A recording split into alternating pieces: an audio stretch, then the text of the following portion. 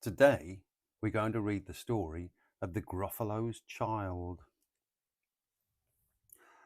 The Gruffalo said that no Gruffalo should ever set foot in the deep dark wood.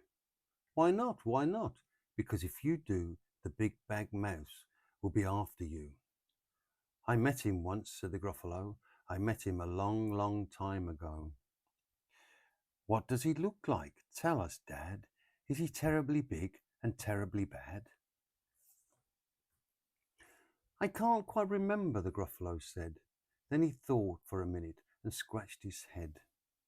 The big bad mouse is terribly strong, and his scaly tail is terribly long. His eyes are like pools of terrible fire, and his terrible whiskers are tougher than wire. One snowy night when the Gruffalo snored, the Gruffalo's child was feeling bored. The Gruffalo's child was feeling brave, so we tiptoed out of the Gruffalo's cave.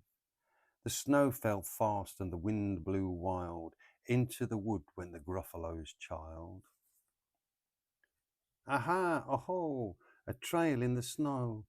Whose is this trail and where does it go? A tail poked out of a log pile house. Could this be the tail of the big bad mouse? Out slid a creature. His eyes were small and he didn't have whiskers. No, none at all. You're not the mouse. Not I, said the snake. He's down by the lake eating Gruffalo cake.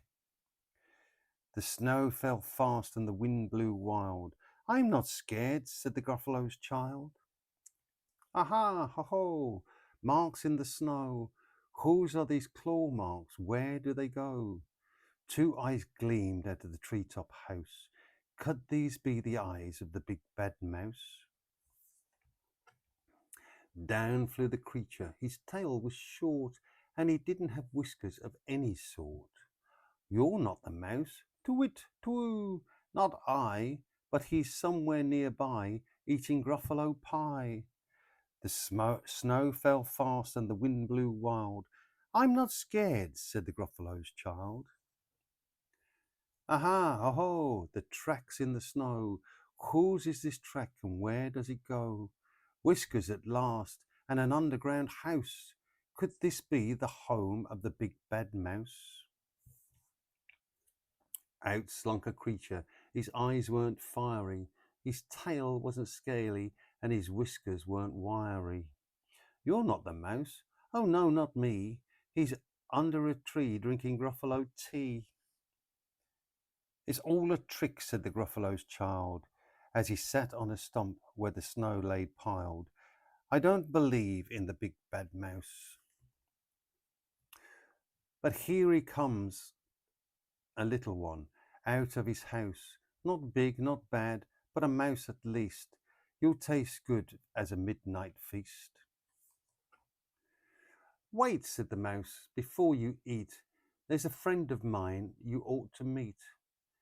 If you'll let me hop on this hazel twig, I'll beckon my friend, so bad and big. The Gruffalo child unclenched his fist. The big bad mouse, so he does exist. The mouse hopped onto the hazel tree and beckoned, then said, just wait and see. Out came the moon, it was bright and round. A terrible shadow fell on the ground. Who is this creature so big, bad and strong?